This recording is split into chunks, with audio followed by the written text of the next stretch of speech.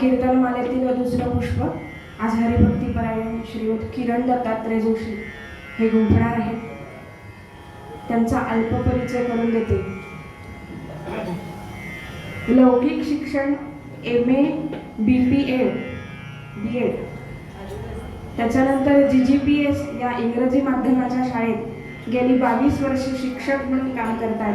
तसंच GGPS तर्फे गुरुकुल हे जे चालवलं जातं त्याची प्रमुख म्हणून त्यांच्यावर जबाबदारी आहे. गेली 20 वर्ष कीर्तन क्षेत्रात ते सेवा करत आहेत.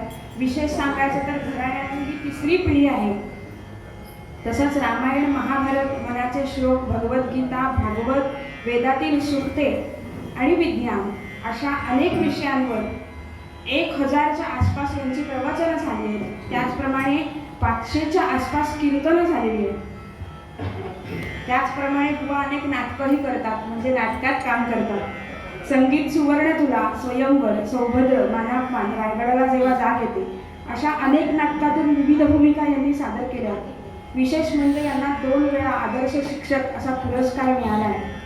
असे हे विविध गुणांनी संपन्न असलेले किरण जोशी आज आपल्याला कीर्तनासाठी लागलेले आहेत. मी त्यांना विनंती करते की त्यांनी त्यांच्या कीर्तन पुष्पाला प्रारंभ करावा.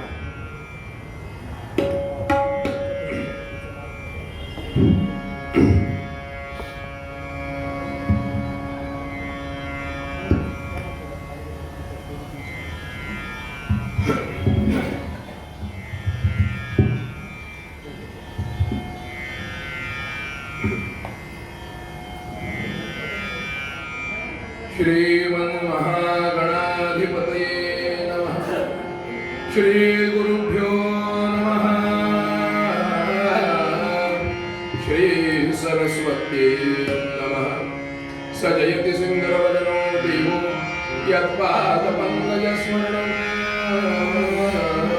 वासवणीर्वदमसानुराशिनाशयति विघ्नान्.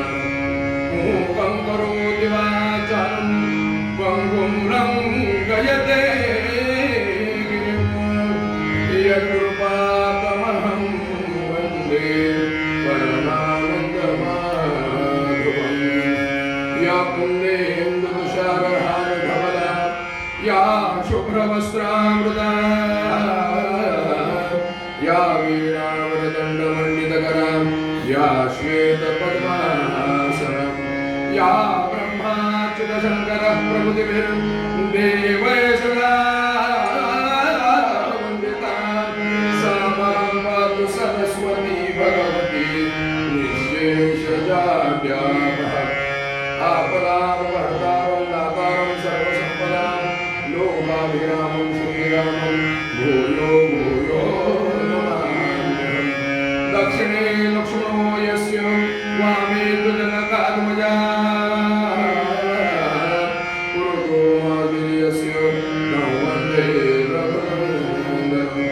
कृष्णाय वासुदेवाय हरये परमात्मने प्रणतक्लेशनाशाय गोविन्दाय नमो नमः. समचरण सरोजं सान्द्रनीलाम्बुदाभं जगन्निहितपाणिं मण्डनं मण्डनान्. तरुणतुलसीमाला कञ्जरं कञ्जनेन्द्रं सदय धवलहासं विठ्ठलं चिन्तयामि. गुरुर्ब्रह्मा गुरुर्विष्णु गुरुर्देवो महेश्वरः. गुरुर्साक्षात् परब्रह्म तस्मै श्री गुरवे नमः. तस्मै श्री गुरवे नमः. तस्मै श्री गुरवे नमः. हरे जय जय राम कृष्ण हरे हरे राम हरे जय राम कृष्ण हरे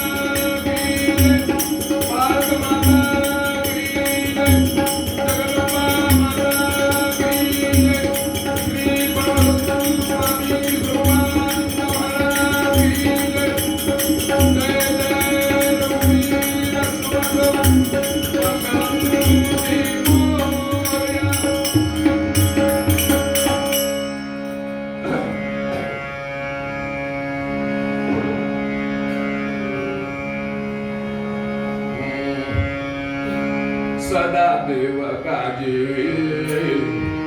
जिथे देह जाता सदा देव काजी जिथे देह जाता सदा देव काजी जिथे देह जाता सदा राम नामे वैरिंद वाता सदा राम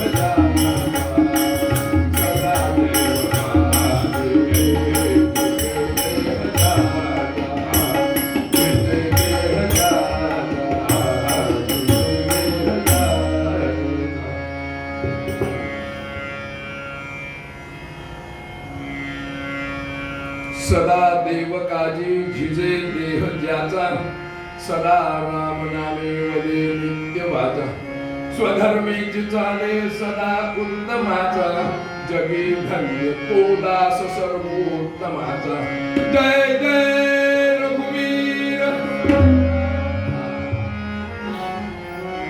16व्या शतकामध्ये समर्थांनी अशी आरोळी दिली होती. त्या आरोळीतून जन्माला आलेले छत्रपती होते. 16व्या शतकाच्या उत्तरार्धामध्ये महाराष्ट्रामध्ये जन्माला आलेल्या 3 महान विभूती.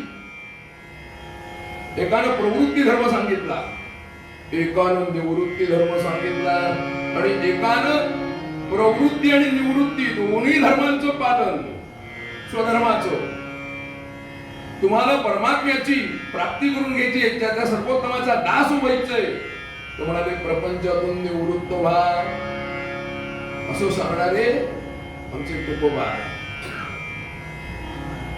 एकानं प्रवृत्ती धर्म सांगितला की या आर्य सनातन भूमीमध्ये जन्माला आलेल्या प्रत्येकाला स्वतःचा प्रपंच सन्मानानं आत्माभिमानानं मांडण्याचा अधिकार आहे आणि तो मिळवण्यासाठी मी स्थापन करतोय ते स्वराज्य आहे. त्याचं स्वराज्य मी करीन, यासाठी स्वराज्य निर्माण केलं. प्रवृत्ती धर्म सांगितला. पण समर्थांनी प्रवृत्ती आणि निवृत्ती ह्या दोन्ही धर्मांचं पालन करून स्वधर्म कसं करायचा, कसा साधायचा, सर्वोत्तमाचं दास कसं व्हायचं हे सांगितलं. गेल्या कीर्तनामध्ये सुद्धा समर्थांचा एक श्लोक आमच्या आदितीताईंनी मांडला होता. मी ही कीर्तनाला इथे उभा राहीपर्यंत विचार करत होतो की नेमका पूर्वरंग काय मांडावा, म्हणजे मांडायचा काय होता ते विचार करून आलो होतो. पण जसं जसं जसं जसं कीर्तनकार, श्रोते 100 परवडतात पण 6 कीर्तनकार समोर परवडत नाही. हा फार अडचण होते कीर्तनकाराची. गेल्या वेळेला पण अनुभव तोच होता, माझा नव्हे, आदितीताईंचा. आता पण तेच आहे. पण असो, सगळे सांभाळून घेणारे श्रोतेजनांपासून. पण तरी राष्ट्रसंत समर्थ, लक्षात घ्या, महाराष्ट्राचे पंचप्राण असणारे आमचे जे संत आहेत, संत पंचायत नाही, त्याच्यामध्ये म्हणाले आमचे माऊली निवृत्त, आमच्या माऊली ज्ञानोबा माऊली, त्यांच्या समकालीन असणारे नामदेव महाराज, त्यानंतर असणारे आमचे एकनाथ महाराज, त्यानंतर असणारे आमचे तुकाराम महाराज आणि त्यानंतर असणारे आमचे समर्थ. त्या समर्थांनी जी मनाची शत लिहिली, त्या मनाच्या शतामध्ये सर्वोत्तमाचा दास होण्यासाठी 10 श्लोक दिलेले. समर्थांच्या वाङ्मयाचा जर आपण अभ्यास केला तर पहिला मनाच्या शतांचा पहिला मंगलाचरणाचा जर श्लोक सोडला तर पुढे जे सगळे श्लोक आहेत ते उपासनापर, उपासना दृढपर, ज्ञानपर अशा पद्धतीने असे 205 शतक लिहिली. त्याच्यामध्ये श्लोक संख्या 47 ते 56. सर्वोत्तमाचा दास होण्याची लक्षणं 10 लक्षणं सांगितली. त्याच्यातला 48वा श्लोक की सदा देव काजी झिजे देह ज्याचा. मनुष्य प्राण्यापासून मुंगीपर्यंत ह्या सजीव सृष्टीमध्ये जे जे जीव दिसतात त्या प्रत्येकाला काही ना काहीतरी देहरूप प्राप्त झालेलं आहे. काही देहरूप प्राप्त झालेले पण सूक्ष्म असणारे असेही जीव आहेत की जे आपल्या नजरेने दिसत नाही. आता ते दिसत नाहीत म्हटल्यानंतर त्यांच्यावर विश्वास ठेवायचा नाही असं जर म्हटलं तर सध्या काळामध्ये आम्ही नाकाला मास्क का बांधतो? दिसत नाही ते सगळं नसतं, अशातला भाग नसतो, पण ते अनुभवायचं असतं. ते अनुभवायचं जे माध्यम आहे ना, ते माध्यम देह आहे. आम्ही जन्माला आल्यानंतर काही केलं नाही केलं तरी देह हा झिजणारच आहे. ह्या देहाला दुसरा समानार्थाचा शब्द आहे शरीर. शास्त्र असं सांगतं शीर्यमाणं स्वभावत्वात् इति शरीरम अस्ति वर्धते जायते परिणीयते. ही सगळ्या शरीराला 6 अवस्था प्राप्त होतात. जन्माला आम्ही जसे आलो होतो तसे जाताना असतो भाऊ असं नाही. म्हणजे ह्या शरीराला आत्मविकसनाचा जो टप्पा आहे जो आमच्या आचार्यांनी सांगितला, विवेक चूडामणीमध्ये 2ऱ्या श्लोकात सांगितला काय, जंतूनां नर जन्म दुर्लभमता, जंतूनां नर जन्म दुर्लभमता पुष्पम ततो विप्रता तस्मात् वैदिक मार्ग धर्म परदा विद्वत्वमस्मात् परम आत्मानात्म विवेक विवेचनम सुरभो ब्रह्मात्मना संस्थितिर मुक्तिर्नोषध जन्म कोटि सुकृतै पुण्येर्विना लभ्यते. पुण्य असल्याशिवाय लक्षात घ्या बहुत सुकृताची जोडी म्हणून विठ्ठल यावं. पूर्वजन्मीचं माझं काहीतरी सुकृत होतं म्हणून मी मनुष्य देहात जन्माला. आणि जंतूना नरजन्म, त्याच्यात नरजन्म हा दुर्मिळ आहे. इतर 84 लक्षणींमध्ये अनेक प्रकारचे आहे. गाढव, कुत्रे, उंट, शेळी, बकरी सगळे जन्म आहे. पण त्यांना सर्वोत्तम दासाची लक्षणं सांगितलीत का नाही? ती फक्त मनुष्य देहाला सांगितलेली आहेत. देह त्यांच्याही झिजणार आहे, पण त्यांच्या झिजलेल्या देहाचा त्यांच्या देहानंतर काहीतरी उपयुक्तता आहे. चामड्याचा उपयोग आहे, शिंगाचा उपयोग आहे, नखाचा उपयोग आहे. आमचा जिवंतपणी पण नाही, मेल्यानंतर पण नाही. असला देह काय कामाचा? म्हणून नरजन्म दुर्लभ होता. पाप पुण्य समायुक्तो नरयोनिषु जायते. पाप आणि पुण्य समान झाल्यानंतरच नरदेह प्राप्त होतो. आमचे विमो कुलकर्णी म्हणाले, महाभाग्य लाभे इथे जन्म तुला, महाभाग्य लाभे इथे जन्म तुला, अकस्मात तो काळ घालील घाला, विवेके वा भक्ती पंथेच जावे, अरे मानवा तू त्वरे मुक्त भावे. महाभाग्य लाभे इथे जन्म तुला, महत् प्रयासानं महाभाग्यानं. बरं, ज्या महत् भाग्यानं मला हा देह प्राप्त झालेला आहे, तो माझा देह, ज्या देहावरती मी नितांत प्रेम करतो, सगळेच करतो, पण तो देह मला काही माता पित्यांमुळे मिळाला नाही. तो देह काही मला आणखी कुठच्या मार्गात मिळालाय नाही. हा देह मला कुणामुळे मिळालाय? तर त्या परमात्म्यामुळे मिळालाय. आणि तरी या देहावरती मी प्रेम करतो आणि सगळं माझं माझं माझं माझं माझं माझं करत बसतो. आणि माझं कसं होणार करत बसतो. आपला स्वतःचाच फक्त विचार करतो. अशाला आमच्या सुभाषितकारांनी मूर्ख म्हटलेलं आहे. काय म्हणाले ते? चक्रे एन निजेच्छया वपुरिदम, चक्रे एन निजेच्छया वपुरिदम, शुक्र सुरजोर ऐक्यता, प्राणस्तत्र निवेश्य एन जठरे, रक्षा कृता वह्निता, दत्तम येन च जन्म कर्मलपनम, सोप्या विभार क्षमा, कोस्मात् पालयतीति चिंतन परैर, मूढे वृथा भूयते. गोपाल कृष्ण भगवान की जय. काय म्हणाले? हा नरदेह, हा देह मला जो प्राप्त झालाय तो कुणामुळे? चक्रे एन निजेच्छया वपुरिदम, वपु म्हणजे शरीर, हे निर्माण झालं कुणामुळे? शुक्र सूर्योर ऐक्यता. ह्या गादीवर मी जास्त बोलणार नाही, आपण सुज्ञ आहात. पण सुईच्या आकारावरती राहणारा शुक्र आणि रज एकत्र आल्यानंतर हा देह निर्माण झाला असं मला वाटतं, पण तसं नाही. अधिक श्लोकाची ओळ लक्षात घेतली पाहिजे. चक्रे एन निजेच्छया, त्या एक चक्रपाणीच्या मनात इच्छा निर्माण झाल्यानंतर वपुरिदम शुक्र सूर्योर ऐक्यता. गंमत बघा, सुईच्या आग्रावर राहणारे दोन बिंदू त्याच्या मनात इच्छा निर्माण झाल्यानंतर माता पित्यांमुळे नाही. आज एवढी वर्ष गेली, डॉक्टर झाले, वैद्य झाले, हकीम झाले, छाछू झालं, फाकू झालं, सगळं झालं तरी नाही का? पण जोपर्यंत त्याच्या मनात इच्छा निर्माण होत नाही तोपर्यंत वपुरिदम शुक्र सूर्योर ऐक्यता.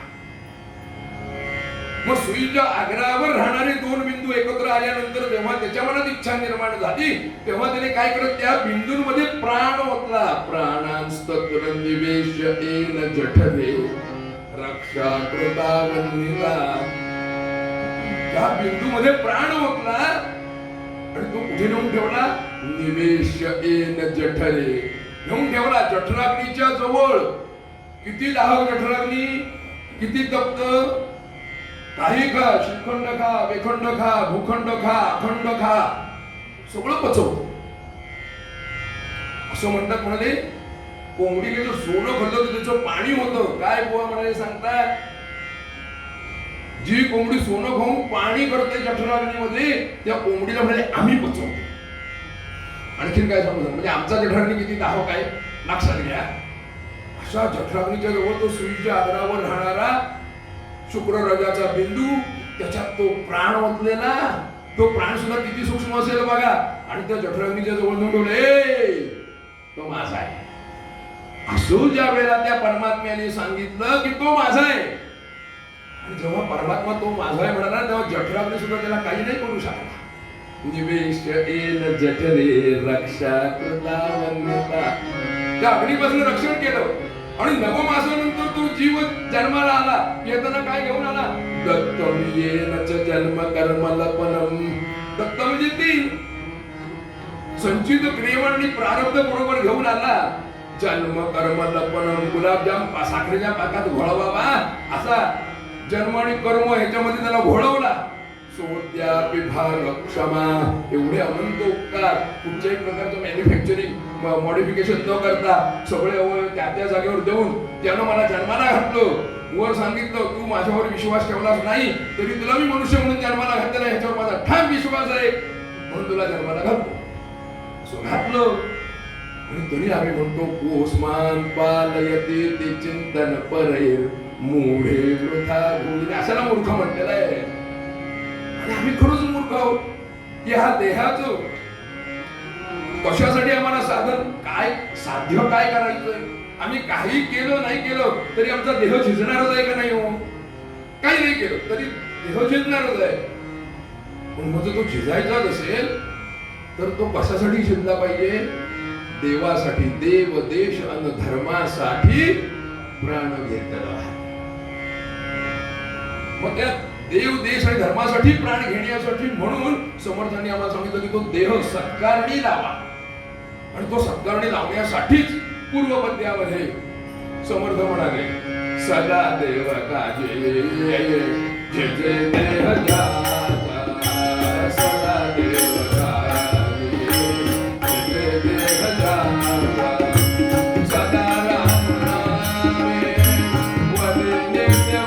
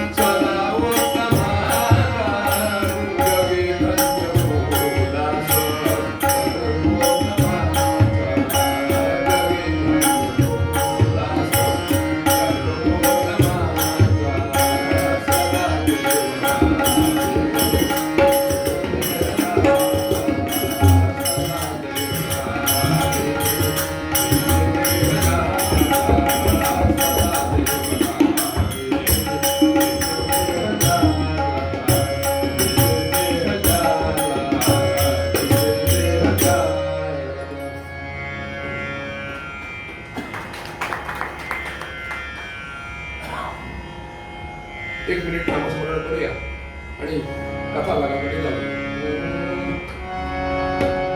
रघुपते राघव राजा राम पतित पावन सीताराम.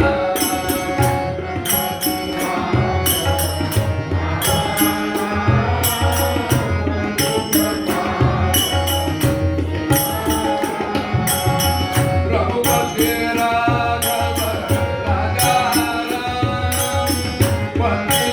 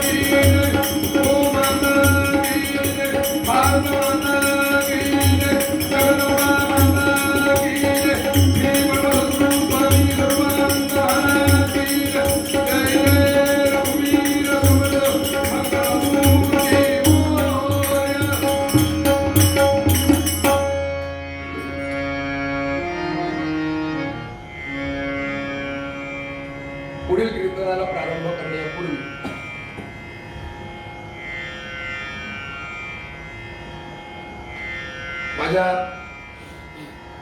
या बाजूला बसलेले उत्कृष्ट ख्यातनाम तबलजी केदार लिंगायत, या बाजूला उत्कृष्ट संगीतकार आणि हार्मोनियम वादक श्री विजय कानडे, आणि मी आपला मोर्या मोर्या मी बाळ जाणे तुझी सेवा करू काय जाणे, आपल्या सगळ्यांना ज्ञात आहे. जो चरित्र भाग आपल्याला लावायचा आहे तो चरित्र भाग 10 दिवसाचा आहे.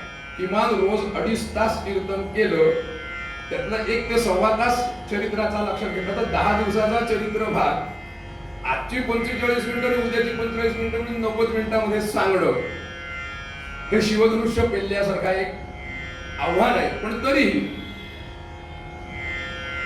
आमच्या स्वतंत्र भारताच्या अमृत महोत्सवानिमित्तानं आमच्या क्रांतिकारकांच्या कार्याचं स्मरण करणं हा एकच उद्देश असल्यामुळे हा छोटासा प्रयत्न आपल्या समोर पडतोय. सांगत असताना काही इतिहास असा असतो की अनेक प्रकारचे वेगवेगळ्या प्रकारचे रेफरन्स असतात, उदाहरणं असतात, पुस्तकं असतात, आपण वाचलेलं काही असतं, त्यामुळे थोडंसं काही मागे पुढे होण्याची शक्यता आहे. त्यातूनही आपल्याला काही नवीन माहिती ज्ञात असेल या संबंधामध्ये कीर्तन झाल्यानंतर आपण आम्हाला सांगितली तर बिलकुल राग येणार नाही, त्याचं स्वागतच होईल. कारण चरित्रकारांपेक्षा आम्ही मोठे नाही, त्यांचं पुण्यस्मरण आपण सगळ्यांनी ठेवणं ही महत्वाची गोष्ट आहे. बरोबर 6:15 झाले, 6:15ला कीर्तन संपेल. त्यानंतर मंगलमूर्तींची आणि स्वामींची आरती होईल. आरती झाल्यानंतर वंदे मातरम होईल, मग स्वामींची प्रार्थना होईल आणि मग आपण या ठिकाणी प्रसादाचा लाभ घेऊन पुढील आपलं मार्गक्रमण करायचं आहे. उद्या सायंकाळी पुन्हा परत याच वेळेला याच चरित्र भागाचा उत्तरार्ध या ठिकाणी माझ्याचकडून सादर होईल. काय आहे, मगाशी 6 जण होते, त्याला आणखीन दोघांची भर पडली.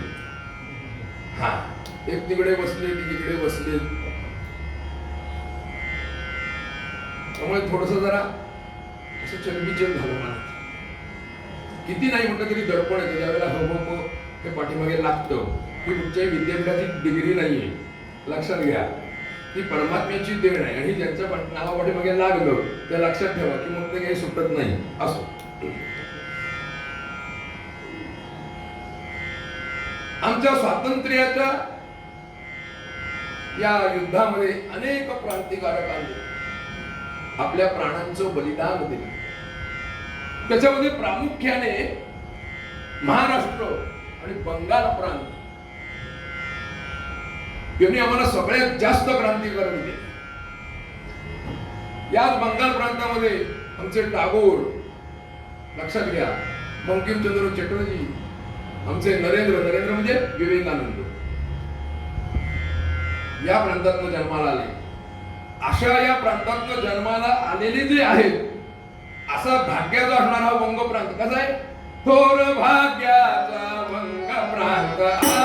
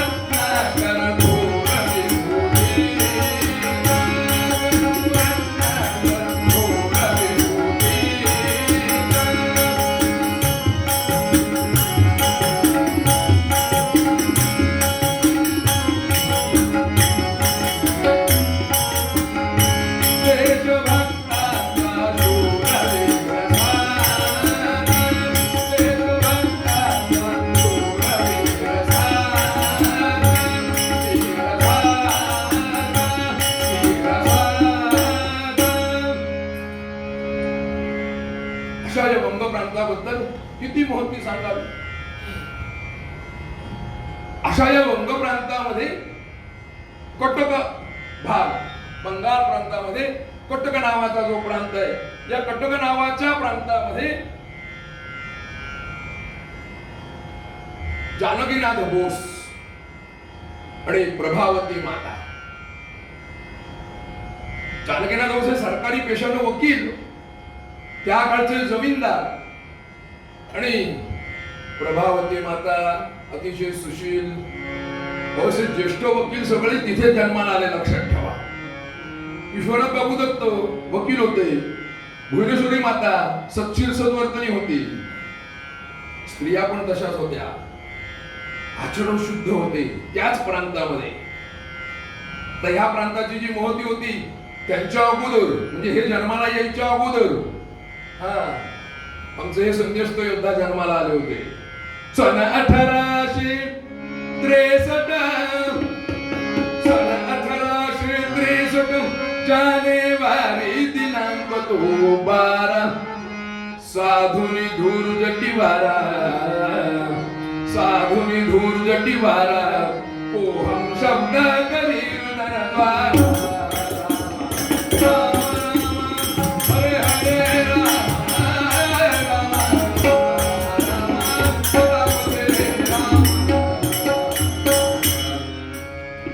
सन 1863, 12 जानेवारी मकर संक्रमणाचा दिवस, तो महोत्सव त्या ठिकाणी साजरा होतो. तेव्हा आमचा नरेंद्र जन्माला आला, म्हणजे स्वामी विवेकानंद.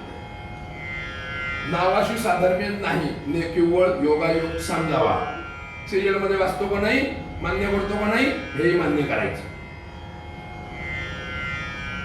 कारण हे सगळे कसे आहे, माझ्य भूमीचा सुपुत्र लोके, माझ्य भूमीचा सुपुत्र लोके, माझ्य भूमीचा सुपुत्र लोके, परोपकाराचे जगे कदोहे, परोपकाराचे जगे,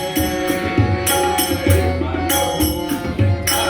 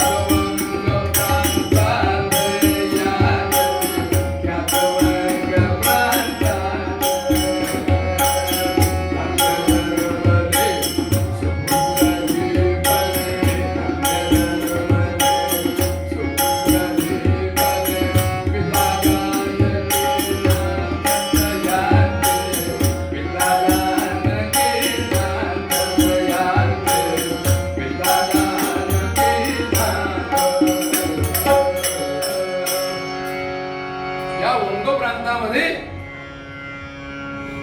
जानकीनाथ पिता आणि प्रभावती माता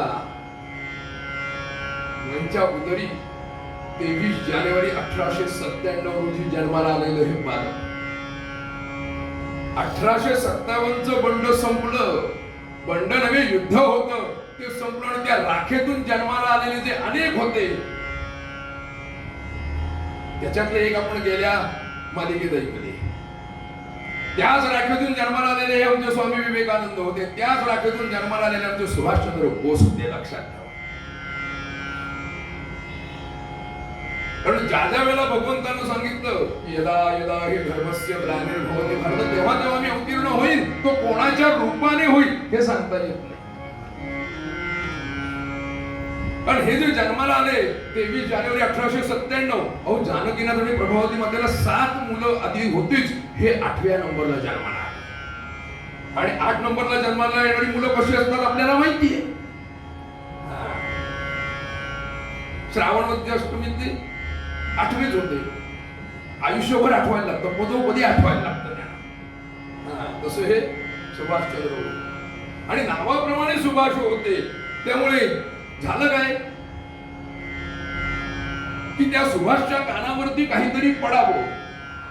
मग ही जी आमची थोन काहीतरीच पडावं नाही, काहीतरी चांगलं पडावं म्हणून आमच्या प्रभावती मातेनं जी आमची परंपरा आपण म्हणतो का ना, त्या परंपरांच्या पायी होण्याची पात्रता माझ्या अंगी यावी म्हणून मी सदैव प्रयत्न करीन. नाही केला तरी म्हणतो, पण याने केले.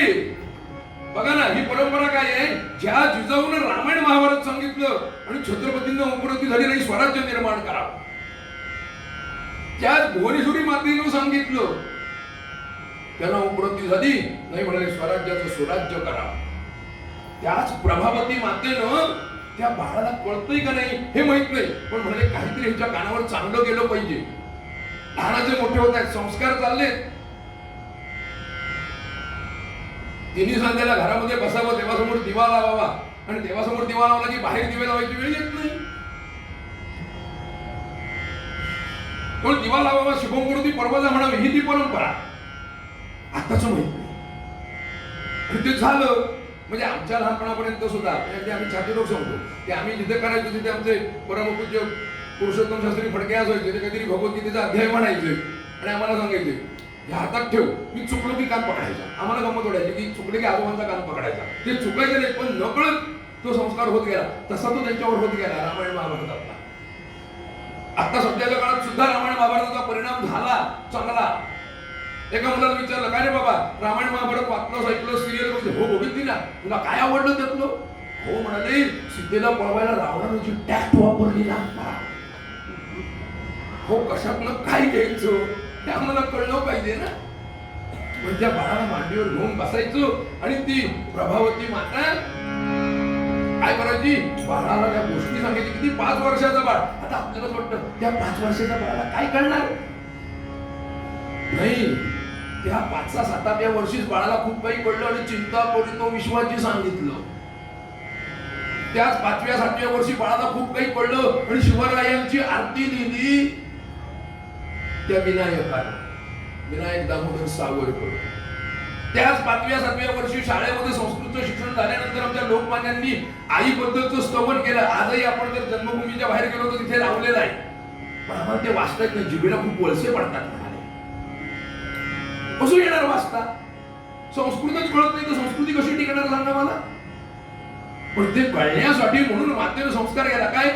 बाळाच्या संगीत बसवले, काळाच्या संगीत बसवले, प्रभावती साजेला, बाळाच्या संगीत बसवले, प्रभावती साजेला, रामायण भारताच्या पौर्णता ऐकवित्याला, रामायण भारताच्या पौर्णता ऐकवित्याला, सुरवीर हो तू सांगे आधार संभ्राचा, सुरवीर हो तू सांगे आधार संभ्राचा, उपदेशाचा बाळाला परिणाम मनावर झाला, उपदेशाचा बाळाला परिणाम मनावर झाला, देशधर्म सेवक बनला, देशधर्म सेवक बनला, नाथाचा कल्याणाचा तो सुवास करुणेला, तो सुवास करुणेला, नाथाचा कल्याणाला, नाथाचा कल्याणाला, तो सुवास करुणेला.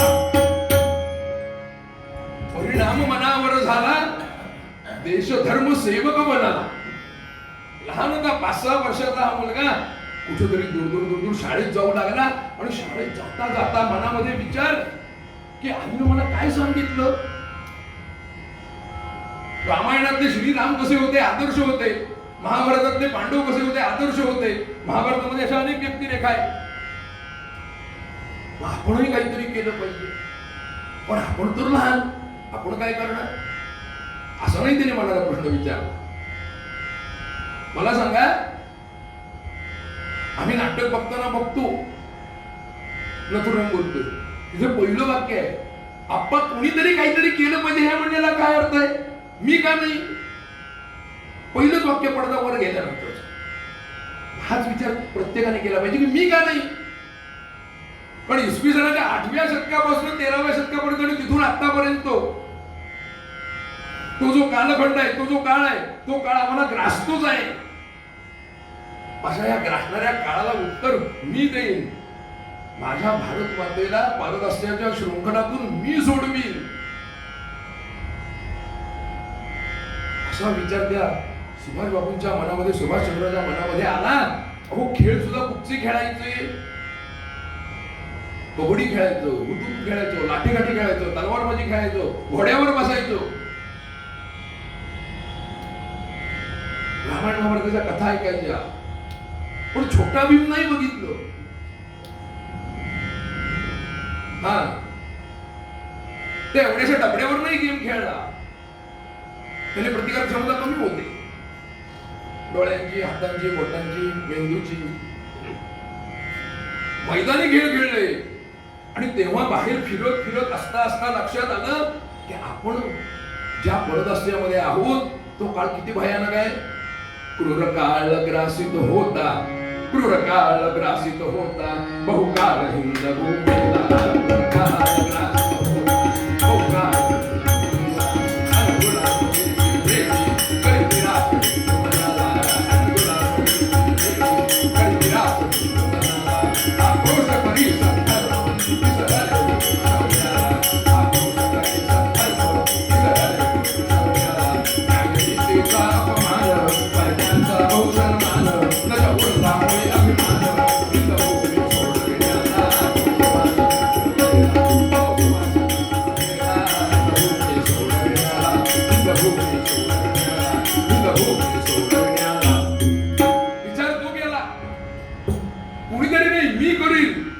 शाळेमध्ये जाता जाता विचार हा केला, निर्धार केला, निश्चय केला.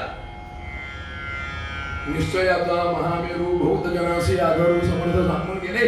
यांनी निश्चय केला. बाकीचे मित्र सवंगडी येतील का नाही माहित नाही, पण आपण आपल्यापासून सुरुवात करू म्हणून निश्चय केला, निर्धार केला, व्रत केलं. काय? देशास्तव व्रत केले, देशास्तव व्रत केले, बहुप्रेमे सत्कथासी परिसावे. अनेक प्रकारच्या कथा ऐकायच्या. रामायण, महाभारत, छत्रपती शिवाजी महाराज, महाराणा प्रताप यांच्या कथा ऐकायच्या. बहुप्रेमे सत्कथासी परिसावे, प्रतिदिन एकची जेवावे, एक वस्त्र परिधावे.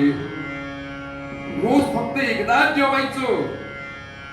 जोपर्यंत माझी भारत माता परदास्याच्या शृंखलातून मुक्त होत नाही तोपर्यंत फक्त एक वेळाच भोजन करायचो. वयाच्या 7व्या वर्षी केलेला निर्धार आहे. आणि एक वस्त्र परिधावे, ते एक वस्त्र परिधान करायचो. आणि अशा ते परिधान करत, अशाचा निश्चय मनाशी बाळगत ते व्रत. लक्षात घ्या की व्रत करणं वाटतं एवढं सोपं नाही. ते परदास्याच्या शृंखलातून माझी भारत माता मुक्त होईपर्यंतच केलेलं व्रत आहे. त्यामुळे ते व्रत केलं आणि होता होता होता होता 1913 साली विश्वविद्यालयातून 2ऱ्या क्रमांकानं मॅट्रिकची परीक्षा उत्तीर्ण झाली. मॅट्रिकची परीक्षा उत्तीर्ण झाले आणि उत्तीर्ण झाल्यानंतर आता पुढे काय? कॉलेज, महाविद्यालय. मग तिथेच असणाऱ्या महाविद्यालयामध्ये प्रवेश घेतला आणि त्या महाविद्यालयामध्ये असणारे एक युरोपियन प्राध्यापक, प्रेसिडेन्सी कॉलेजमध्ये असणारे युरोपियन प्राध्यापक ओएटल हे त्यांना फिलॉसॉफी शिकवायचे. पण त्यांच्या मनामध्ये हिंदी बांधवांबद्दल अत्यंत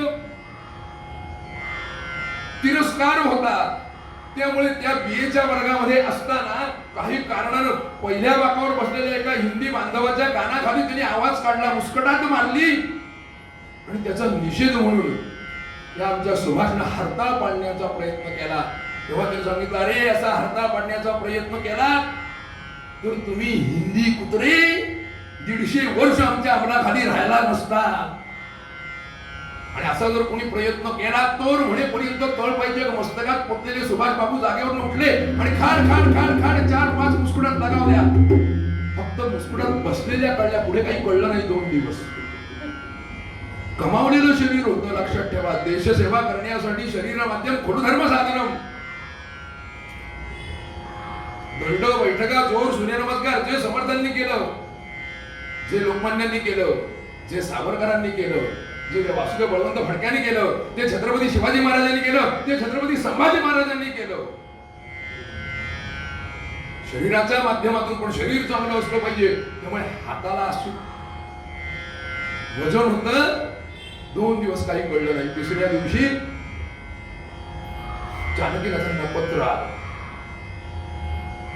आपला स्नेह लक्षात घेता आपल्या बाळानं केलेलं जे कृत्य आहे ते लांछनास्पद आहे, पण तरी सुद्धा त्यांनी जर लेखी जाहीरनामा दिला, माफी मागितली, तर आम्ही त्याला कॉलेजमध्ये ठेवण्याचा विचार करू.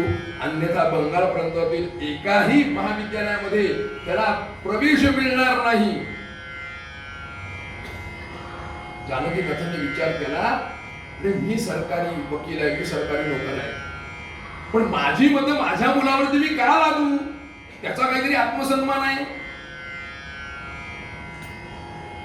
म्हणून त्याला सहज गोष्ट आठवली जानकीनाथांना की त्या विजापूरच्या दरबारामध्ये शहाजीराजांनी मुजरा केला, पण बाणेदारपणे उत्तर देणारा आमचा छत्रपती शिवाजी राजा वय वर्ष 8 मी मान दुखवणार. जानकीनाथांना पण आठवलं, जे वाचलं जे ऐकलं ना ते जीवनात आणण्याचा प्रयत्न करायचा आहे. म्हणून समर्थ म्हणाले, पहिले येते हरिकथा निरूपण, दुसरे येते राजकारण, तिसरे येते सावधपण सर्व विषय. प्रत्येक ठिकाणी पावलोपावली आम्ही सावध असलो पाहिजे.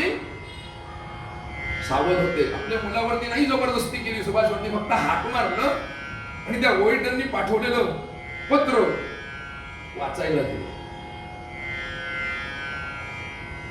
फार वय होतं भाऊ सुभाष बाबूंचं. महाविद्यालयात जात होते म्हणजे 17-18 वर्षाचे. फार फार सुभाष, तुझा काय विचार आहे? बाबा, तुम्हाला वाटत असेल मी माफी मागावी तर मागतो, आपली आज्ञा शिरसा बनते, पण असलं लाचारीचं जीवन जगण्यापेक्षा ते शिक्षण नसलेलं बरं. ते शिक्षण नसलेलं बरं. मला सांगा की त्या शिक्षणापेक्षा प्रखर जाज्वल्य असणारा जो देशाभिमान आहे हा महत्वाचा आहे. तो देशाभिमान आमच्या पूर्वजांकडे होता का नाही? त्यापेक्षा ते नकोच. तुम्ही म्हणत असाल तर म्हणाले माफी मागतो, मला काही अडचण नाही, पण त्या कॉलेजामध्ये मी परत पाऊल टाकणार नाही. माफी मागेन, पण त्यांनी घेतलं तरी मी जाणार नाही. तुझ्या आत्मसन्मानाच्या आत्मनिर्भराच्या आड मी येणार नाही. फक्त मी तुला तुझं मत विचारलं, फक्त एवढंच सांगतो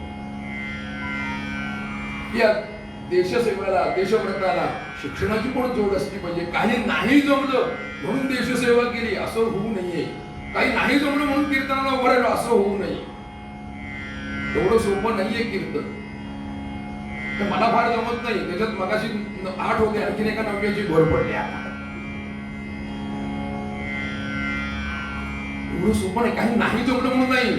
आम्ही छाती टोक अभिमानानं सांगू, आता इथे आलेले सगळे 9च्या 9 कीर्तनकार वेल ग्रॅज्युएट आहेत.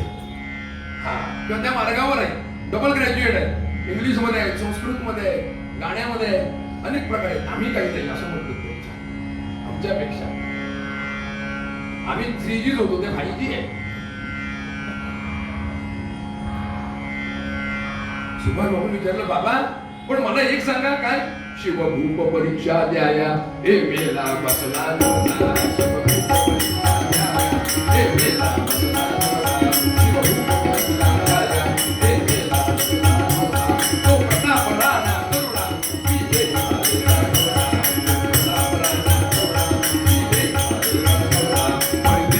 मी हे आलेला नव्हता. परदेशा करिता होता जगदयांचा आत्मा. परदेशा करिता होता जगदयांचा आत्मा.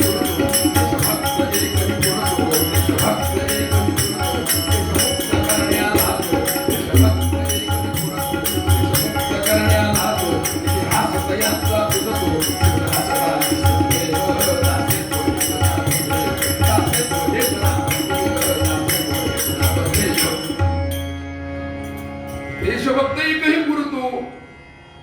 अंतरीची तळमळ पाहिजे, त्यासाठी BA नकोय. शिवाजी महाराज काय BA झाले होते, राणा प्रताप काय MA झाले होते. खूप BA MA झालेल्याच्या मनात देशप्रेम असतं तसं नाही. आम्ही झालोय पण लौकिक अर्थानं. आम्ही म्हणताना म्हणतो भारत माझा देश आहे. पूर्णविरामच्या ऐवजी प्रश्नचिन्ह टाका.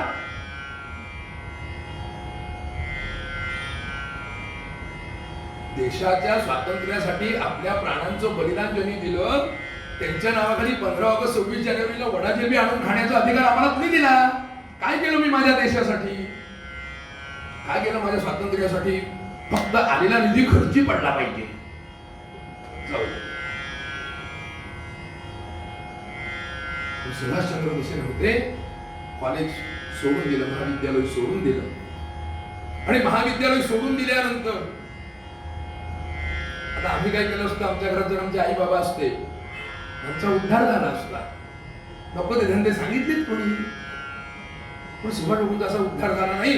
कारण त्याच बंगाल प्रांतामध्ये रामकृष्ण मठाची स्थापना झालेली असल्यामुळे सुभाष बाबू त्या रामकृष्ण मठामध्ये जाऊ लागले, भारतीय तत्वज्ञान विषय अभ्यासू लागले, रिकामी नाही बसले. आई बाबांनी दिलंय, ओतलं पेट्रोल किती चालला गावभर घर घर घर घर घर, दुसरा उद्योग नाही. काहीतरी वापर केला पाहिजे, पण काहीतरीच नाही वापर केला. लक्षात ठेवा. बंगाल प्रांतामध्ये त्या कटक गावाच्या शेजारी असणाऱ्या रामकृष्ण मठामध्ये जाऊ लागले, भारतीय तत्वज्ञानाचा अभ्यास करू लागले. आणि भारतीय तत्वज्ञानाचा अभ्यास करता करता करता करता त्यांचा संपर्क आशुतोष मुखर्जी नावाच्या एका व्यक्तीशी आला. म्हणी अशी असणारी व्यक्ती सुभाष बाबूंचं देशप्रेम पाहिलं आणि विचार केला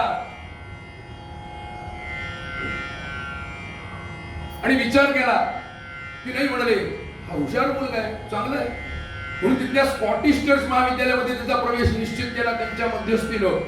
पण रामकृष्ण मठाचा असणारा जो उत्सव होता, त्या रामकृष्ण मठाच्या उत्सवामध्ये असणारं जाहीर व्याख्यान सुभाष बाबूंनी ऐकलं. संध्याकाळी 6-6:30चा कार्यक्रम होता. सुभाष बाबू घरातनं रामकृष्ण मठामध्ये ते व्याख्यान ऐकण्यासाठी म्हणून गेले. पण रात्रीचे 11 वाजले तरी सुभाष घरी परत आला नाही. मातेला काळजी वाटू लागली, जानकीनाथांना काळजी वाटू लागली. पण कुठे गेलो हे घरातनं सांगून जायची प्रथा तेव्हा असल्यामुळे शोधायचे फार काही प्रयास झाले नाही. सरळ उठले, गाडी काढली आणि रामकृष्ण मठामध्ये गेले. तेव्हा तिथे असणाऱ्या त्या स्वामींनी सांगितलं, हो तुमचा सुभाष इथे आला होता, पण म्हणाले माझं व्याख्यान ऐकल्यानंतर तो प्रेरित झाला, प्रेषित झाला. आणि म्हणाले त्यांनी विचारलं की मलाही देशसेवा करायची आहे, मलाही देशाचं व्रत करायचं आहे, माझ्या शिक्षणाचा वापर मला माझ्या देशाच्या कल्याणासाठी करायचा. आपल्या शिक्षणाचा वापर आपल्या देशाच्या, आपल्या राष्ट्राच्या उद्धारासाठी करणं हेच खरं शिक्षण. त्याला राष्ट्रीय शिक्षण म्हणतात. विवेकानंदांचे विचार जर वाचले तर विवेकानंदांनी सांगितलंय की शालेय शिक्षणाला राष्ट्रीय शिक्षणाची, धर्म शिक्षणाची जोड असेल तरच म्हणाले राष्ट्र प्रगती पथावर जाईल. विवेकानंदांचे विचार आहे. आज आम्ही नुसतं धर्म जरी नाव काढलं ना तरी सांगतात 2 हात लांब राहू आम्हाला, जास्त बोलू नका, फार सेन्सिटिव्ह. कारण आमचं राज्य निधर्मी आहे. आमचं राज्य निधर्मी आहे नाही. जगाच्या पाठीवर आमचा एकच हिंदुस्थान आहे. एवढी आक्रमण झाली तरी आम्ही आमचं स्वत्व टिकवून आहोत. आम्ही आमच्या धर्माचा, आमच्या जातीचा प्रचार प्रसार करण्यासाठी दुसऱ्यावरती आक्रमण कधीही केली नाहीत. आम्ही सहन केलं तरी ही आमची परंपरा आहे. अत्रापि भारतम श्रेष्ठम जम्बूद्वीपे विशेषतः यतो हि कर्म भूरेशा यतोन्या भोग भूमया. या भूमीत, पवित्र भूमीत आम्ही जन्माला आलेलो आहोत. त्यामुळे म्हणाले ज्याला राष्ट्राचा उद्धार करायचे त्याने आधी आत्मउद्धार केला पाहिजे. पोहायला नुसतं काठावरनं बसून शिकवता येत नाही, आधी स्वतःला पोहायला यायला पाहिजे, तर दुसऱ्याला शिकवणार. त्यासाठी म्हणाले सुभाष हिमालयामध्ये गेला. किती सहज सांगितलं. सुभाष हिमालयामध्ये गेला, हिमालयाच्या दिशेने गेलाय. जानकीनाथांना वाईट वाटलं की ज्या कारणासाठी माझ्या सुभाषला मी शिकवत होतो त्यापासून तो परावृत्त तर होत नसेल ना. जानकीनाथ विचार करत होते, डोळ्यातनं गळगळ अश्रू वाहत होते, पण माझ्या मुलग्याच्या आत्मसन्मानाच्या, राष्ट्रप्रेमाच्या आड मी येणार नाही. समर्थांनी तेच केलं. त्याच्यातनं ते राष्ट्रसंत मध्ये सगळा देश भ्रमण केला, पूर्वेपासून पश्चिमेपर्यंत, उत्तरेपासून दक्षिणेपर्यंत. म्हणून ते राष्ट्रसंत आहेत. त्याच्यातनं अनेक जीव उभे केले, म्हणून त्याच्या आड मी येणार नाही. आणि इकडे सुभाष बाबू हिमालयाच्या दिशेने निघाले. आणि ते जाता जाता त्यांनी काय केलं? सुभाष वीर नसे तना हिमालयावरे, सुभाष वीर नसे तना हिमालयावरे, सुभाष वीर नसे तना हिमालयावरे, निवास एक ध्यास की स्वतंत्र देश मी करी, निवास एक ध्यास की स्वतंत्र देश मी करी, सुभाष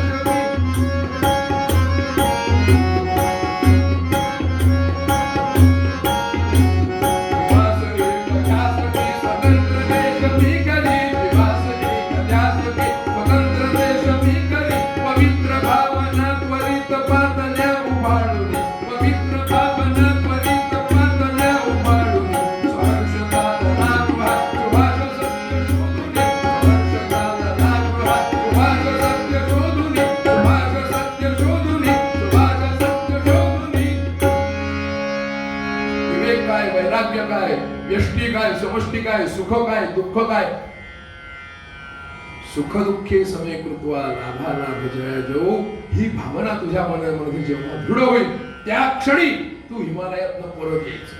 त्याने आदेश दिला होता 6 महिन्याच्या कालावधीमध्ये अखंड हिमालय पर्वत पिंजून काढला पाहिजे. अनेक ऋषीमुनींचे आशीर्वाद घेतले, अनेक सत्पुरुषांचे आशीर्वाद घेतले. लक्षात ठेवा, त्यांच्या आशीर्वादाशिवाय भगवंताचं अधिष्ठान निर्माण होत नाही. ते घेतले आणि पुन्हा स्वगृही आले. तोपर्यंत स्कॉटिश चर्च महाविद्यालय सुरू झालं. साधारणपणे 1919 साल उजाडलं आणि सुभाष बाबू त्या स्कॉटिश चर्च महाविद्यालयात BA झाले. आता BA झाल्यानंतर पुढील शिक्षणासाठी सुभाषनं विलायतेला जावं, ICSE परीक्षा द्यावी असं जानकीनाथांना वाटू लागलं. कशी इच्छा प्रगटे करून दाखवली. आणि जे देशकार्य, जे राष्ट्रकार्य मी करतोय त्याला शिक्षणाची जोड, त्यातले बारकावे आपल्याला माहिती असले पाहिजे, हा एक विचार मनामध्ये घेऊन सुभाष बाबू 1920 साली विलायतेला गेले. तिथे गेल्यानंतर हे स्वस्त बसले का? नाही. जी ध्येय आणि ध्येयाप्रतीच जाणारी माणसं असतात ती इकडे तिकडे फालतू गप्पा मारत बसत नाही, टाइमपास करत बसत नाही. तर आयसीएसचा अभ्यास म्हणजे त्यावेळेचा ब्रिटिशकालीन कलेक्टर, ती परीक्षा देणारे पहिले सुभाष बाबू होते, लक्षात ठेवा. तर ती परीक्षा दिली, पण ती देता देता त्यांनी सायकोलॉजी आणि फिलॉसॉफी याची डिग्री ही त्याच विद्यापीठात घेतली. आणि 1921 साली ICS अधिकारी बनले. जगामध्ये दुसरा क्रमांक मिळवला, युरोप खंडात दुसरे आले. आणि त्यांच्या स्वागतासाठी त्या किनाऱ्यावरती ती बोट लागली. आणि किनाऱ्यावरती बोट लागल्यानंतर 16 जुलै 1921 ला सगळे बांधव, बंगाली बांधव त्यांचं स्वागत करण्यासाठी जमले. हार गुच्छ, ढोल ताशे या गजरामध्ये सुभाष बाबूंचं स्वागत झालं. पण सुभाष बाबूंनी एकही हार गळ्यामध्ये घालून घेतला नाही. आलेले सगळे हार आपल्या हातामध्ये घेतले. आमची जी परंपरा आम्हाला सांगते, मातृदेवो भव, पितृदेवो भव, आचार्य देवो भव. प्रभावती माता, जानकीनाथ पिता तिथे स्वागतासाठी आले होते. डोळ्यातनं गळगळ गळगळ अश्रू वाहत होते सुभाष बाबूंचा. आपल्या हातातल्या माता पित्यांच्या गळ्यामध्ये घातलेली साष्टांग दंडवत घातला की तुमच्यामुळे हे यश मला प्राप्त झालं. काय भावना असेल बघा. पण सुभाष बाबू आता कलेक्टर बनणार, अधिकारी बनणार. लौकिक अर्थानं मान, सन्मान, पदवी, पैसा सगळं प्राप्त होणार. ब्रिटिशकालीन कलेक्टर म्हणजे त्यावेळेचा राजाच. काही नाही, आणायला पोचवायला गाडी, राहायला बंगला, नोकर चाकर दिमतीला, पंचपक्वान्नांचं भोजन. आणि एवढं करून ब्रिटिशांवरती कलेक्टर म्हणून आपला आगमन. काय होतं मला सांगा. पण सुभाष बाबूंनी मनामध्ये विचार केला की ह्यासाठी आपण शिक्षण घेतलंय का? शिक्षणाचा सुयोग्य वापर मला जो करायचा असेल तर मला ह्या सगळ्याचा त्याग केला पाहिजे. लोकमान्य टिळकांनी काय केलं, आगरकरांनी काय केलं, आपल्या शिक्षणाचा वापर, शाळा काढल्या, महाविद्यालय काढली, स्वतः आपल्या हाताने सगळं सारवलं. शिक्षकाची नोकरी केली, बॅरिस्टर असून, वकील असून. मग यांच्या मार्गामध्ये आपण चाललो पाहिजे. पण ह्या सगळ्यांनी आपल्या देहाचं दान दिलं त्याच्यासाठी. व्यष्टी समष्टी धर्माधर्मी मतीनं गोंधळून द्यावी. व्यष्टीच्या पातळीवर म्हणजे व्यक्तिगत पातळीवर मी ते ज्ञान मिळवलंय, पण त्या ज्ञानाचा वापर माझ्या परदास्याच्या शृंखलातून मला माझ्या मातेला सोडवायचंय. यासाठी त्यांनी जे काही केलं, काय केलं? जानने परार्धा बहु कष्ट विले स्वदेहा. जानने परार्धा बहु कष्ट विले स्वदेहा. नाही कधी गणले सुख वित्त गेहा. त्यांच्या समान जन कार्य करीन जेव्हा. मज्जन्म हा सफल होईल जाण तेव्हा. माझ्या जन्माची इतकी सार्थकता एवढ्यातच आहे की माझा हा देह त्या मार्गावरून जेव्हा जाईल तेव्हाच म्हणले माझा जन्म सफल होईल. म्हणून त्यांनी त्यावेळेचे असणारे भारत मंत्री मॉन्टेग्यू यांच्याकडे आपल्या ICS पदाचा राजीनामा देऊन टाकला. एवढी मोठी पदवी मिळाली कलेक्टरची, त्या पदवीचा राजीनामा हात देतोय म्हणजे म्हणाले नक्की काहीतरी गडबड आहे. नक्की काहीतरी गडबड आहे. म्हणून सुभाष बाबूंनी राजीनामा दिला. पाटील वळूनही नाही पाहिलं, विचार नाही केला, देऊ का नको देऊ, करू का नको देऊ. राजीनामा दिला, देऊन टाकला, विषय संपला. माझा जन्म कशासाठी आहे? माझ्या भारत मातेच्या सेवेसाठी आहे. देशास्तव व्रत केले. मग ते व्रत संपूर्ती व्हायला पाहिजे असेल तर हे लौकिक असणारं काही नकोय, जे शाश्वत आहे ते पाहिजे. आणि त्याच वेळेला असणारे देशबंधू दास बाबू बोलतो तसं करतो असे सांगणारे वकील होते त्या काळचे. त्यांचे राजकारणातले गुरु. त्यांनी नॅशनल कॉलेजची स्थापना बंगाल प्रांतामध्ये केली होती. आणि सुभाषनं आपल्या ICS पदाचा राजीनामा दिलाय म्हटल्यानंतर ह्यांनी लगेच ऑफर दिली की म्हणाले माझ्या या नॅशनल कॉलेजचं प्राचार्य पद, प्रिन्सिपल तू व्हावंस. कारण तुझ्यासारखा तरुण तडफदार देशप्रेमी असणारा तरुणच म्हणाले तरुण पिढी देशप्रेमाची, देशभक्ताची पिढी घडवू शकतो. केवळ लाचारीचं जीवन जगणाऱ्या कारकुनाचं शिक्षण देणारं शिक्षण आत्ताच्या पिढीला गरज नाही, कारण ती त्यावेळची गरज होती. म्हणून त्यांच्या या कॉलेजचं प्राचार्य पद आमच्या सुभाष बाबूंनी स्वीकारलं. आणि सुभाष बाबूंनी ते पद स्वीकारल्यानंतर त्यांनी सत्कथासी परिसावे, त्या सत्कथा ज्या रामायण महाभारत महाराणा प्रताप छत्रपती शिवाजी महाराजांच्या ऐकलेल्या त्या तरुणांना सांगायला सुरुवात केल्या. आणि त्यांच्या मनावरती देशप्रेमाची फुंकर भरायला सुरुवात केली. आणि त्यांना आवाहन केलं, त्यांना जाणीव करून दिली. काय? कारागृही पडली आई पाहते दीन वदनाने. कारागृही पडली आई पाहते दीन वदनाने. आळास लावणी हात नाते कराने. आळास लावणी हात नाते कराने. तोडून कराकड वेड्या भेगाव्या नसताने. तोडून कराकड वेड्या भेगाव्या नसताने.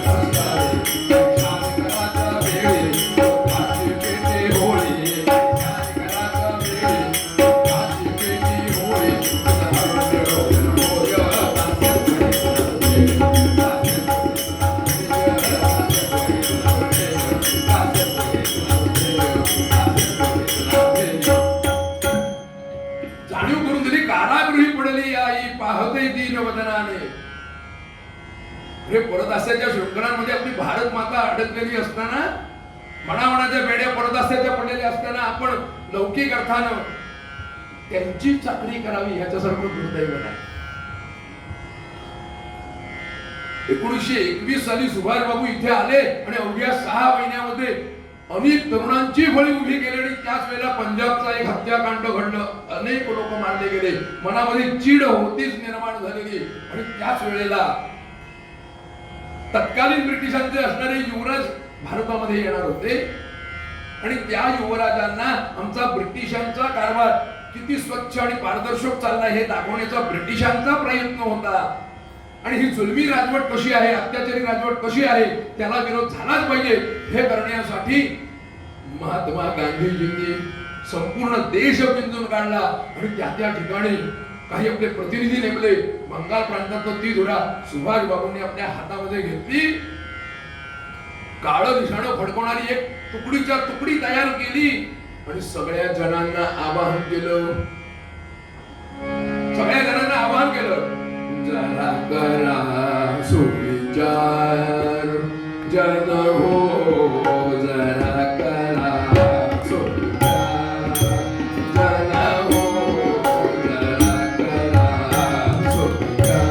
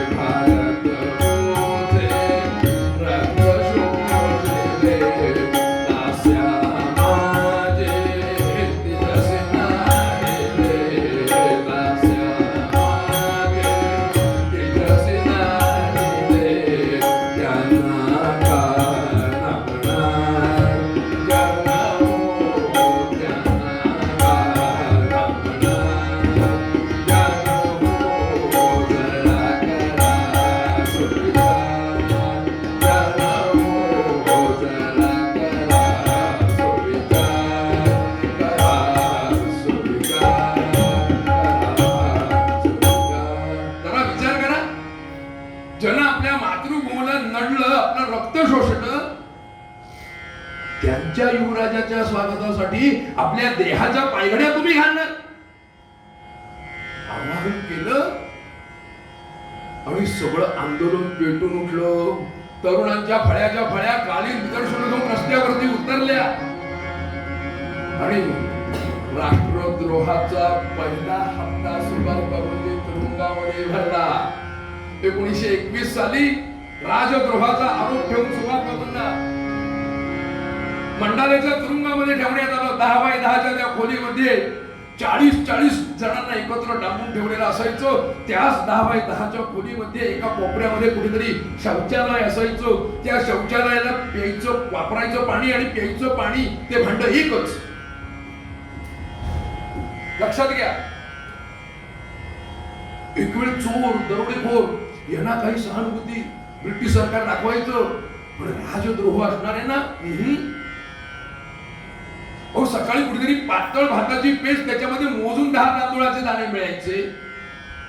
दुपारी येणारं जे खाणं होतं त्याच्यामध्ये तिपट्याची भुकटी टाकलेली, वेळेत नाही खाल्लं तर बुटाच्या लाथेने उडवलं जायचं. आणि अशा त्या वातावरणामध्ये त्या मंडालीच्या तुरुंगामध्ये 5 वर्ष सुभाष बाबूंना काढावी लागली.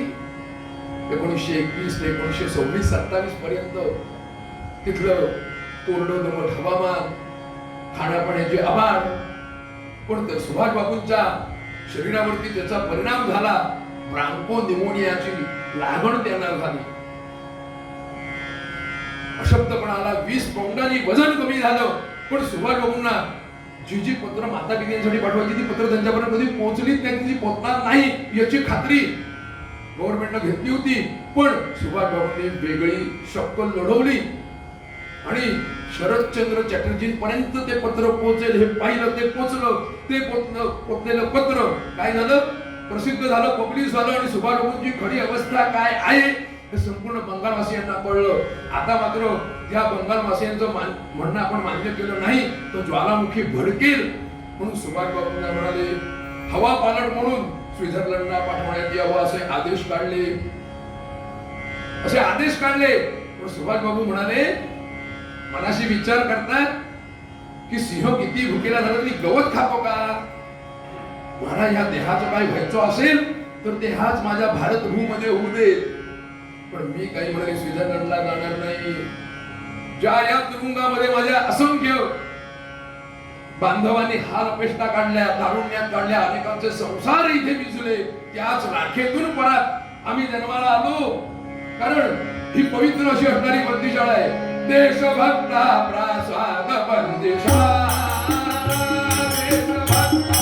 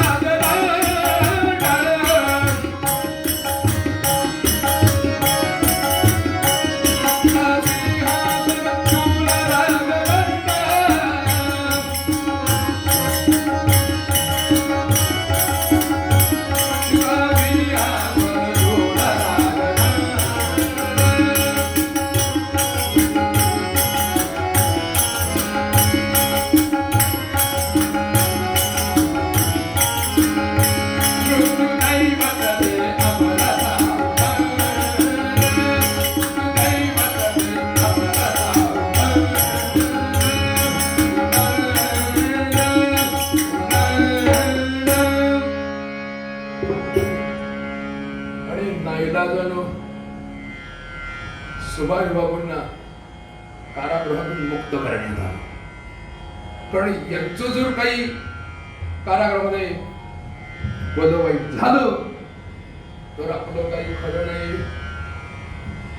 तो ज्वालामुखी जर फाटला तर बंगाली माणूस वाटतं एवढा सरळ नाही. म्हणजे आपल्या सकट सगळ्याला नेस्तनाबूत करून टाकेल याची प्रचिती अनेक वेळा ब्रिटिशांनी घेतलेली होती. आणि ती घेतलेली असल्यामुळे 16 मे 1927 ला सुभाषबाबू तुरुंगातून मुक्त होऊन आले. सुभाषबाबूंचा अधिकार काय, त्यांचं समाजकार्य काय, या एका विचाराने सुभाषबाबूंना जनतेने निवडून दिलं. कॉर्पोरेशनचे मेयर हे पद भूषवलं, एक्झिक्युटिव्ह ऑफिसर हे पद भूषवलं. आणि ते होता होता होता होता त्यांचं अटक सुटका हे सारखं सुरूच राहिलं. आणि एवढ्यामध्ये 19 सप्टेंबर या दिवशी हिटलरनं महायुद्धाची सुरुवात केली. सुभाषबाबूंना परत कारागृहामध्ये जायला लागलं. तिथून प्रकृती स्वास्थ्यासाठी म्हणून त्यांना युरोपला पाठवण्यात आलं. युरोपला पाठवल्यानंतर सुभाषबाबूंना प्रकृती स्वास्थ्य कारण त्यांना क्षय जडला आणि क्षय जडल्यानंतर तिथे हवापालकासाठी पाठवलं. क्षय रोगाला हवामान चांगला, युरोपला पाठवलं. तिथे हिटलर, मुसोलिनी, डी व्हॅलेरा या सगळ्यांशी त्यांचा संपर्क आला. जणू काही आझाद हिंद सेनेची मुहूर्तमेढ त्या ठिकाणी रोवलीच गेली होती. आणि पुन्हा परत सुभाषबाबू तिथून परत आले. कारण दुर्दैवानं त्याच वेळेला जानकीनाथ बोसांचं देहावसन झालं. अनेक अर्ज पाठवले, पण ते वासुदेव बळवंतांच्या बाबतीत घडलं ना, ते सुभाषबाबूंच्या बाबतीत घडलं. अनेक वेळा अर्ज करूनही पाठवण्यात आलं नाही. अखेरीस पाठवलं, पण तोपर्यंत घरात येऊन पाहतात तो वडिलांची प्राणज्योत माळवलेली होती. काढवेट नाही झाली, वाईट वाटलं.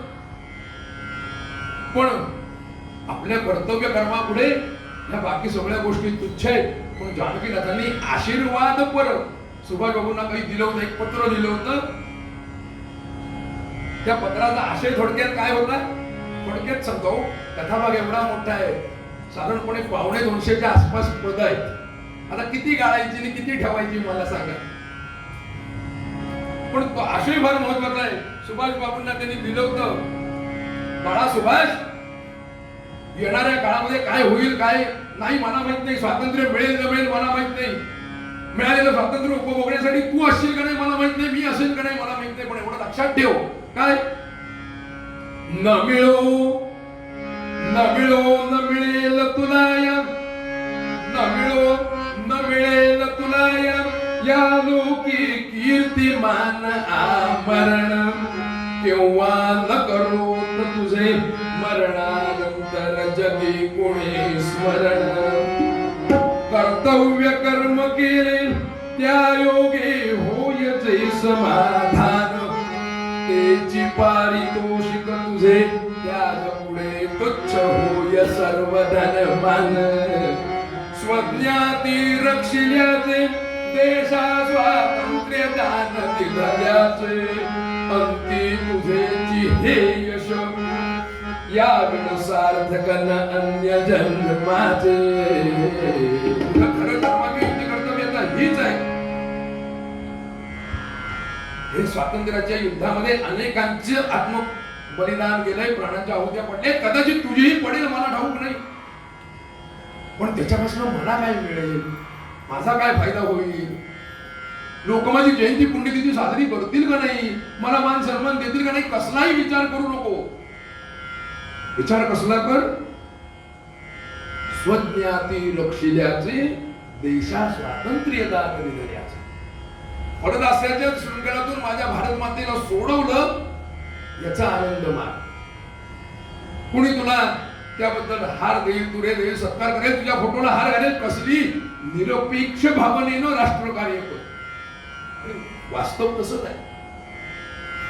आम्हाला लक्षात राहतो भाऊ 23 जानेवारी, आम्हाला लक्षात राहतो भाऊ 12 जानेवारी, आम्हाला लक्षात राहतो भाऊ फाल्गुन शुद्ध अमावास्या. नाही लक्षात राहत. 31 राहतो पण फाल्गुन अमावस्या नाही राहत, की ज्या दिवशी आमच्या संभाजी राजाला मुहूर्त काढून औरंगजेबानं मारलं होतं, की दुसऱ्या दिवशी तमाम भारतीय जनता आपल्या घरावरती भगवा ध्वज उभा करते, का आपला राजा गेल्याचं दुःख मानते.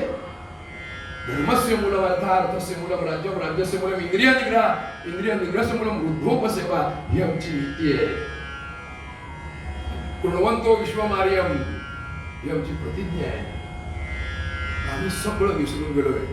मला सांगा, या अमृत महोत्सवी स्वातंत्र्याच्या वर्षात आम्ही खरंच स्वतंत्र झालो का स्वातंत्र्य म्हणजे स्वैराचार समजू लागलो, आपण विचार करायला पाहिजे. वडिलांच्या आरशात शिरसामध्ये माणूस सुभाष बाबू परत युरोपमध्ये गेले आणि आपलं युरोपातलं राहिलेलं सर्व कार्य पूर्ण केलं. 1938 साली परत भारतामध्ये आले, कारण त्यावेळेला राष्ट्रीय सभेचं काँग्रेसचं अधिवेशन हरिपुरा आणि त्रिपुरा या ठिकाणी होतं आणि संपूर्ण जनमतानं एकमुखानं सुभाष बाबूंना अध्यक्षपदी बसवलं होतं. पण तत्कालीन असणारे काही जे ज्येष्ठ श्रेष्ठ होते यांच्याशी मतभेद झाल्यामुळे सुभाष बाबूंनी तात्काळ त्या अध्यक्षपदाचा राजीनामा दिला, तिथून दूर झाले. कोणाच्याही म्हणण्यानं कोणाच्याही कर्मानं का होईना देशाला स्वातंत्र्य मिळणं हे महत्वाचं आहे. पण आपल्या समविचारांचे कोणीतरी एकत्र आले पाहिजे. म्हणून सुभाष बाबूंनी पुरोगामी गट स्थापन केला आणि तो पुरोगामी गट स्थापन करून त्या सगळ्यांना त्यांनी आवाहन केलं की ज्यांचा स्वातंत्र्याचा मार्ग हा रणांगणातून जातो. एकही असे स्वातंत्र्याचं उदाहरण नाही की तिथे रणांगण पेटलं नाही. त्याच्यासाठी रक्ताचे पाठ वाहिले. मग आपल्याला ते केलं पाहिजे. भले त्याचं मोठेपण कुणीही घेऊ सुभाष बाबू, कारण यांच्याशी वाद घालण्यामध्ये आपण आपल्या राष्ट्रकार्यापासून बाजूला जाऊ याची भीती सुभाष बाबूंच्या मनामध्ये. म्हणून राजीनामा दिला आणि तत्काळ पदावरनं बाजूला झाले. जे ध्येयवेडे लोक असतात त्यांना पदाचा अभ्यास नसतो, लक्षात ठेवा. सुभाष बाबू त्या पदावरनं बाजूला झाले आणि त्याच वेळेला 1 सप्टेंबर 1939 ला हिटलरनं जे पुकारलेलं युद्ध होतं त्यावेळेला सुभाष बाबूंनी सांगितलं की हीच वेळ आहे. आमचं महाभारत शिकवतं, कर्णाचं चाक रुतलंय तोपर्यंत बाण चालव पार्था. पदोपदी रामायण आठवलं, महाभारत आठवलं, छत्रपतींचा इतिहास आठवला, तेव्हा बाण चालव पार्था. हीच वेळ आहे की ब्रिटन आणि अमेरिका एका बाजूला, जपान जर्मनी सगळे एका बाजूला आणि त्यावेळेला भारताच्या असणाऱ्या आमच्या सैनिकांचं योगदान त्याच्यात मिळावं अशी घोषणा त्यावेळेच्या आमच्या व्हाईसरायने केली आणि वसाहतींचं स्वराज्याची घोषणा केली आणि तत्कालीन असणाऱ्या आमच्या काँग्रेसने लगेच त्याला पाठिंबा जाहीर केला. पाठिंबा द्यायला आपल्याला काय लागतंय, पाठिंबा जाहीर केला. तिथे राष्ट्रप्रेम होतं मला माहित नाही, पण सुभाषबाबूंनी त्याला विरोध केला. मग अशा विचारांचे सगळे तरुण एकत्र केले आणि त्या सगळ्यांना त्यांनी आवाहन केलं काय, जगभूनी सवंगडी अपुले त्वेषाने मग ओरडला, जगभूनी सवंगडी अपुले त्वेषाने मग ओरडला, हा भारत आहे आपला, भारत आहे तुझा, हा भारत आहे आपला, भारत आहे तुझा, पहिल्याचा कैसा झाला वीर होता कुणाला, हे बोली प्रतिज्ञा तोड तुझ्या रणी ऋण सोड, त्या हाती घेऊन या वीर काढण्याकडे सोडला, तो सुवास करुणेला, काढण्याकडे सोडला, तो सुवास करुणेला, तो सुवास करुणेला, तो सुवास करुणेला. अशा समविचारांचे तरुण एकत्र केले आणि म्हणाले आता जोपर्यंत हे ह्या युद्धामध्ये गुंतलेले आहे तोपर्यंतच म्हणाले ह्यांच्यावरती घाव घाला. आणि नेमकं त्याच वेळेला ब्रिटिशांचं असणाऱ्या हॉलवेल नावाचं स्मारक पडलं आणि त्याला जबाबदार सुभाषबाबूंना धरलं. ब्रिटिश संधीच पाहत होते. सुभाषबाबूंची तुरुंगात जाण्याची ही 11वी आणि शेवटची वेळ होती आणि त्यांना शिवणीच्या तुरुंगामध्ये नेऊन टाकलं. शिवणीच्या तुरुंगामध्ये नेऊन टाकल्यानंतर सुभाषबाबू विचार करतात की मी जर इथे तुरुंगामध्ये खितपत पडलो तर आत्ताच महायुद्धाच्या वेळामध्ये ही संधी आहे, काहीतरी केलं पाहिजे. आणि सुभाषबाबूंना आठवलं, काय आठवलं की आमच्या म्हणाले छत्रपतींनी 27 किल्ले घशात घातले, आग्र्याला गेले आणि सुटकाही करून आले. तो प्रसंग आठवला आणि आता आपण काहीतरी केलं पाहिजे म्हणून आरोळी ठोकली की म्हणाले काहीशी झालेल्या मतभेदामुळे या राजकारणात आणि देशकार्यात म्हणाले मी निवृत्ती घेतोय, एकांतवास पत्करतोय. त्यासाठी मला म्हणाले मी अन्नत्याग करणार. अन्नत्याग केला. आता जर म्हणाले सुभाषबाबूंनी अन्नत्याग केला त्यात त्यांची प्रकृती झालेली क्षीण आणि जर त्यांच्या जीवाचं काही बरं वाईट झालं तर इकडे म्हणाले महायुद्ध आणि इकडे म्हणाले हे पेटलेल्या ज्वालामुखी आपलं काही खरं नाही. म्हणून 2 महिन्यासाठी तो अन्नत्यागाचा तो व्रत मागे घेण्यासाठी मोसंब्याचे ज्यूस देणार कोण?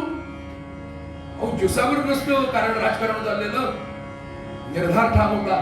2 महिन्यासाठी सुटका केली. स्वतःच्या घरात नजर कैदेत ठेवलं. त्यानंही ठेवलं होतं. पोलाद खान होता ना बाहेर उभा. तो प्रसंग आठवला. तो जगण्याचा प्रयत्न केला. एकांतवासामध्ये राहिले.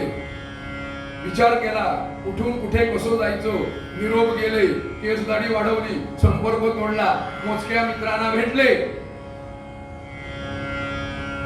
लक्षात घ्या मोजक्या मित्रांना भेटल्यानंतर 5 डिसेंबर 1940 ला तुरुंगातून मुक्तता झाली 2 महिन्यासाठी. म्हणजे 5 जानेवारी आणि 5 फेब्रुवारीला परत कारागृहात. पण अवघ्या 40 दिवसामध्ये सगळं नियोजन केलं आणि 40व्या दिवशी सामर्थ्य आहे चळवळीचे जो जो करील दयाचे परंतु ते भगवंताचे अधिष्ठान पाहिजे. भगवान गोपाळकृष्णाच्या भगवद्गीतेची पूजा केली. भगवद्गीता बरोबर घेतली. सुभाषबाबू निस्सिम भक्त होते भगवान गोपाळकृष्णाचे. त्यांचे जे पर्सनल सेक्रेटरी होते अय्यर त्यांच्या चरित्रामध्ये हा उल्लेख आहे. गोपाळकृष्णांना वंदन केलं आणि म्हणाले तुझ्यासारखंच म्हणाले मी करतो. दाढी वाढवली. पायघोळ तो ढोपरापर्यंतचा सदरा, एवढी मोठी दाढी, डोळ्याला गागल, वरती जरीची टोपी, वरती गुंडाळलेला साफा, हातामध्ये जी बारीकशी लवचिक काठी, ती पेशावरी बॅग, असा तो पेशावरी सगळा पेश केला आणि संध्याकाळी 4 ते रात्री 8 या ड्युटीला असणारा पहारेकरी कधी एकदा ड्युटी संपते या गडबडीत असताना काळोखाचा फायदा घेतला आणि कधी निसटले कळलं नाही. तो वीर गमन करीतो, तो वीर गमन करीतो, कळले नाही तरी कोणास. कृष्णा वासुदेवाने नेता कळले नसेच कंसास. कसं कंसाला कळलं नाही तसं इथे कोणालाच कळलं नाही. त्या काळोखाचा फायदा घेऊन त्या काळ्या वेशातले सुभाष बाबू तिथनं त्या काळोखातनं 100 पावलं चालत गेले. एक सुसाट वेगानं मोटर आली, दरवाजा उघडला गेला, सुभाष बाबू त्यामध्ये बसले. सुसाट वेगानं मोटर कलकत्त्यापासून 40 किलोमीटर गेली, एका रेल्वे स्टेशनला थांबली. सुभाष बाबूंचं पाऊल बाहेर पडलं. हातामध्ये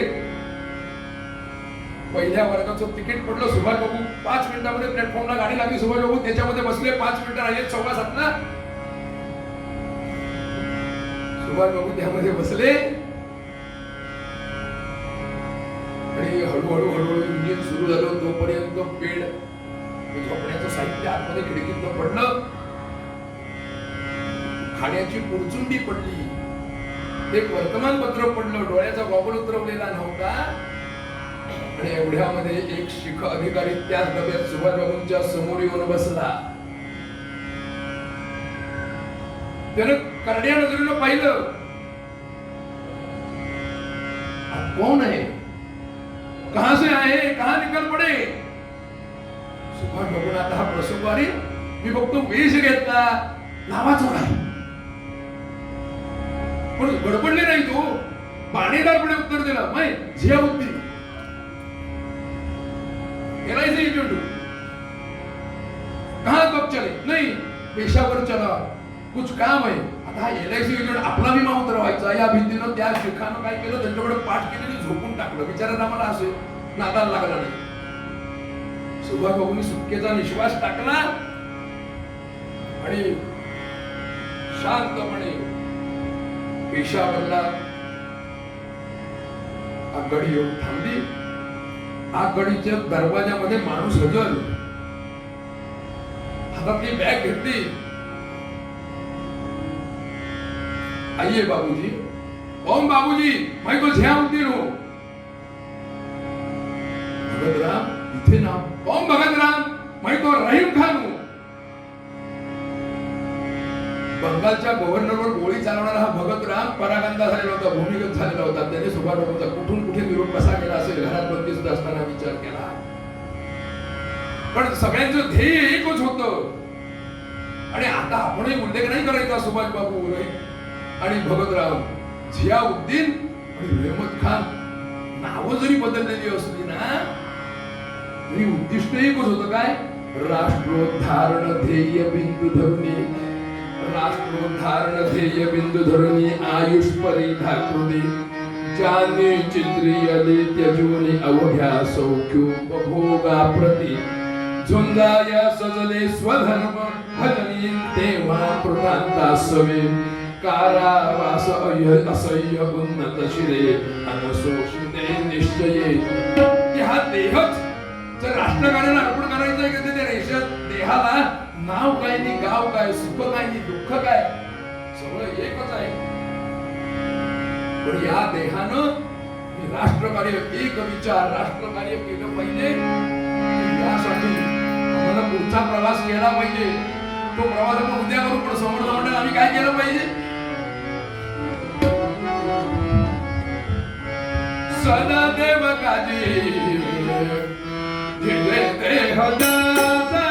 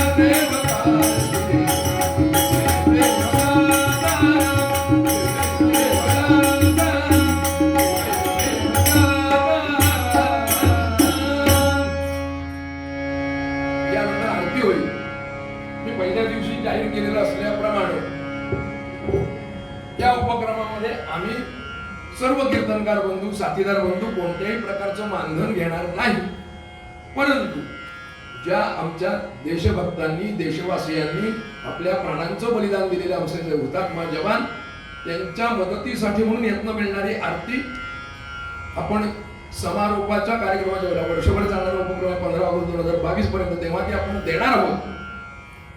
म्हणून माझ्यासाठी किंवा साथीदारांसाठी कृपया काही देऊ नका.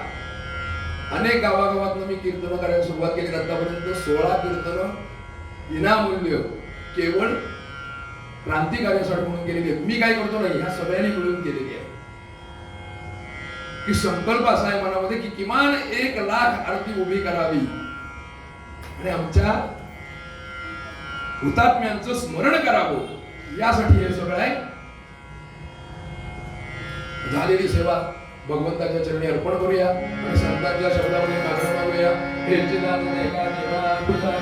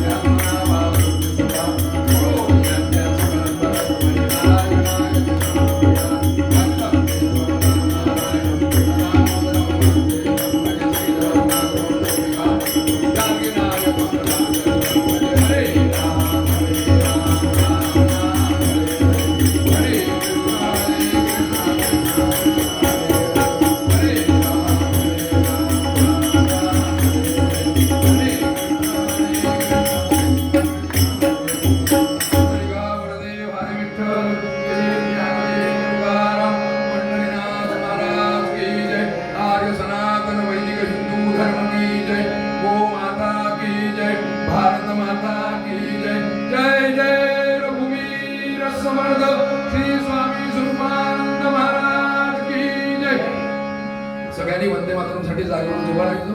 वंदे मातरम झाल्यानंतर स्वामींची प्रार्थना होईल आणि मग हा कार्यक्रम संपेल. प्रसाद घेतल्याशिवाय कृपया कोणी जाऊ नये.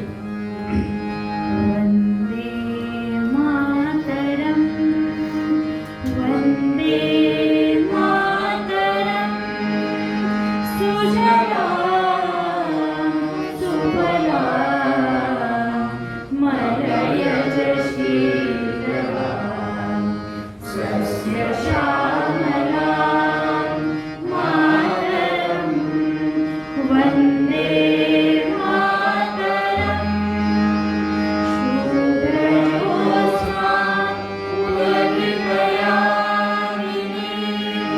पुल्यकुसुमितां द्रुमदलशोभिनीं